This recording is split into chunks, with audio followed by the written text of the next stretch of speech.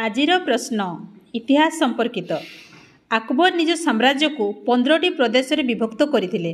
सेही प्रदेश गुडी को कोन कहा जाउतला? प्रगणा, सरकार, सूबा ना जिला? सठिक उत्तरटी होची सूबा। Jahangir British east India company को क्योंठारे सर्वप्रथम एक स्थायी बसति स्थापन करिया पई अनुमति देइथिले? कलिकता, बॉम्बे, सूरत, मद्रास? सठिक उत्तरटी होची सूरत। केउंटी ऐतिहासिक घटना गुड़िकर प्रत्नतात्विक उत्स नुहे? स्मृतिस्तंभ, शिलालिपि, ग्रंथ, धातु फलक?